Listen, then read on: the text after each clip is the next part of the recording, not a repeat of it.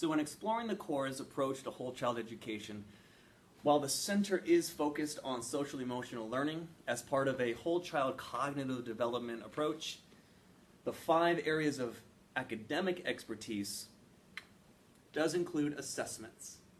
And today I want to look at how to approach assessments. It's different than grading, it's different than standards, it's different than proficiency. It's an incorporation of all of it with a very specific intent in mind. In our case, it's tracking successful growth over time. A lot of people will give an assessment and say, let's see how much you've learned. And that's okay, that's correct. That would be considered a summative assessment. But more often than not, you're going to be providing an assessment that checks to see either, are they learning what they're supposed to be learning now? And are they ready to learn the next thing? It's a forward momentum assessment, not a rear view mirror. So as you're looking at assessments that you're giving over time and you're tracking students' growth, please keep in mind when a student is at a level 1 proficiency level and another student might be at a level 2 or level 3 very quickly, it's not because of any one aspect. It's not a matter of the grading used, the materials, the resources, the proficiency level markings, the social emotional development. It's not any one of those things. It's all of them. So don't stress over knowing exactly why yet. Right now I want to just talk about assessments and the 2 types of assessments, the summative and the formative. Now when you're looking at these 2 types of assessments, there's a reason for both of them. The formative assessment is to track growth. Its reason is to improve learning. That means when you give a formative assessment, you can give that a formative assessment to a student, give the results directly back to that student and say, what did you do right, what did you do wrong, what would you do differently, and use it to discuss so that they can take another version of that same test the very next day or the very next week. Its purpose is to improve their learning, not tell them what they don't know, and move on. The reason for a summative assessment at the end of an entire unit, at the end of a quarter, you want to say, this is how much you know, based on all of the formative assessments we've given. This is a independent assessment that says, on your own, without any help, you can do this. The focus of the formative assessment is on the leveled learning targets. Those leveled tasks that you have provided for them based on the proficiency levels that are developing for that standard. You might give different assessments for each level of proficiency. A summative assessment is focused solely on the standard. So if the standard is a level 3 depth of proficiency, you might want to watch my proficiency explanation in another video. But if the summative assessment is focused on a standard that's at a level 3 assessment proficiency, then maybe the student already knows that they've only reached a level 2 level of proficiency in the formatives. And they'd probably be able to tell you, if you've been open about your formative assessments with them, that they're not ready for that summative assessment. And that's a conversation that you need to be having with your students, with your parents, with your administration that says, we're not ready for that summative assessment, but we're going to do the best that we can. And if that student knows it, then they're going to be able to say, I know I'm going to get 2 out of 3 of those proficiency points. Is that enough for me to move on? That's an assessment that gives the student adequate feedback and represents the learning that's taken place. Rather than, I can't pass the test, I'm going to fail, I don't know how to do this. The purpose for the formatives is the progress monitoring. It's to monitor progress so that when it's time to grade and promote, you kind of already know where they are. Now, there are a lot of different types of assessments. Knowing which assessment fits your need for that skill at that grade level for that student, well, that's up to the teacher and the parent and the admin and whatever team members are involved in making those decisions. But whatever assessment we look at, and I'm going to put up a few of them here, there are going to be 5 keys to that perfect assessment. There's a lot of very, very brilliant minds that I researched in order to develop this, and I will be attaching that to the text underneath this video so that you can look up those same individuals. But those 5 areas for a perfect assessment is purpose. Is the data required? What is the purpose of the assessment? Is the data going to provide anything important? Is it going to benefit you as the teacher, the student? What is it going to do exactly? Now, is the target of the assessment clear? The student that's taking the test or the assessment, do they understand what's being assessed so that they can conjure up the strategies and materials they need in their mind to attempt that? Or are you surprising them with something? The design. Does the assessment represent the learning? Are you giving them a oral report on something where you've only taught them how to write, or vice versa? The communication. Can the feedback to the student guide their learning? We've talked about that a little bit. If they know where they are based on the formative assessments, do they already know what they're going to be able to do on that summative assessment? And then are they going to do that with confidence independently? Now, the involvement. This is the most important. Can students use the feedback to set their own goals? Now, that goes back to that social emotional learning aspect that's the center of all of this. Self-management.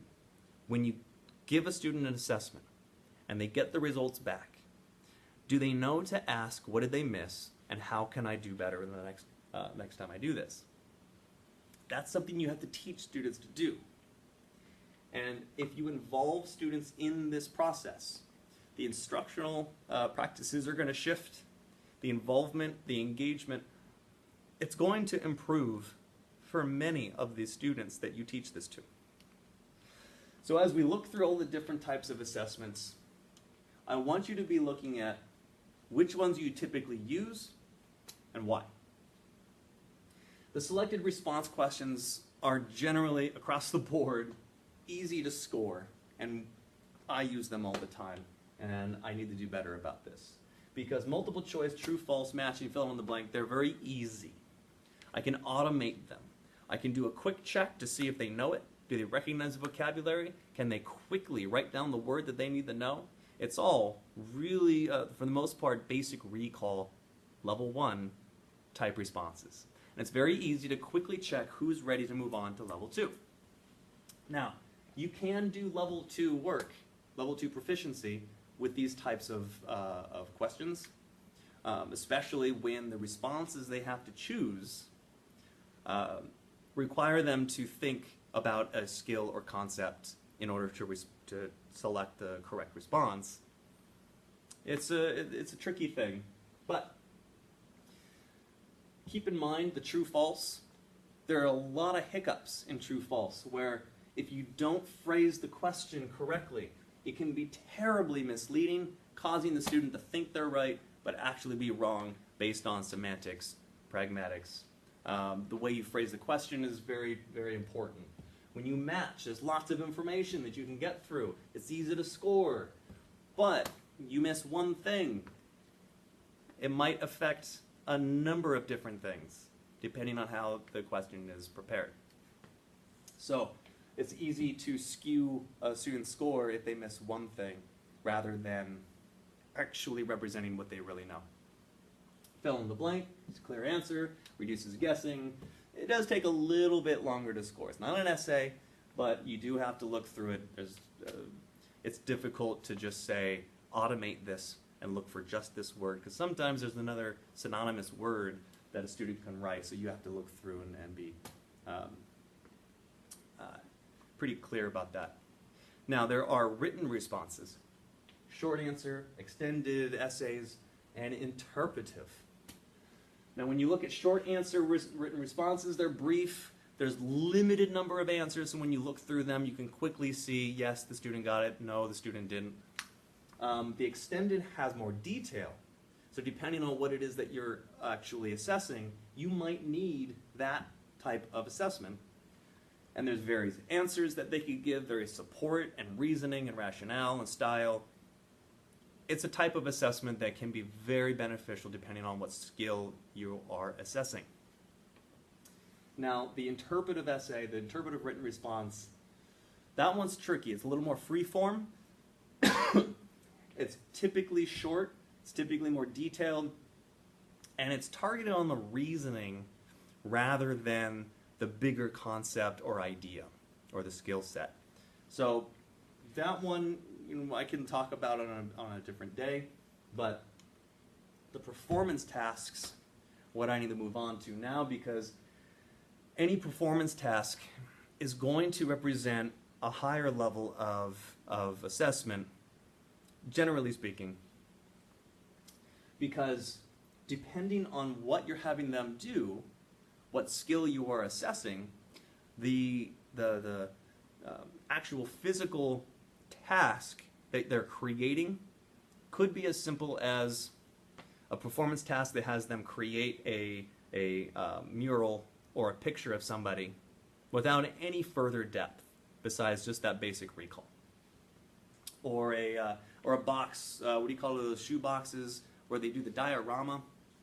It's a pretty low level of recall. There's not a whole lot of depth that can go into it. It's very rare for any higher level, higher order thinking or depth of proficiency involved in that. But regardless of what performance task you are giving a student, there's a number of things that must be taken into consideration to make sure that the student can be successful. So it takes a little more thought, but you're going to get much more real feedback about what the student can or can't do.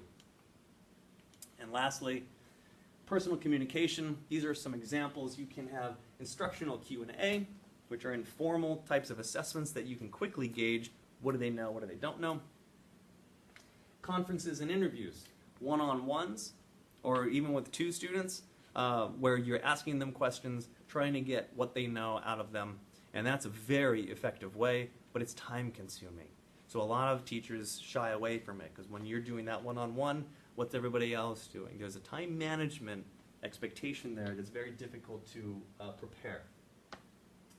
Oral examinations, again, very difficult. The rest of the class has to have something else to do while you're doing these oral examinations, asking questions, and having the students prepare answers. Not very popular with the K-5 grade levels, but starting in middle school and high school, they do happen.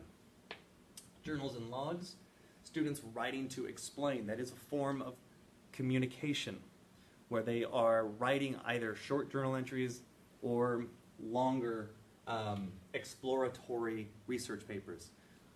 All of these are forms of assessment that focus on different skill sets that can be used at various levels of proficiency. And whatever it is that you choose, making sure that these 5 keys are addressed is really important. Yes, this is a lot of thought, it is a lot of work. But if you're not assessing a particular skill as it progresses through its development with this much thought,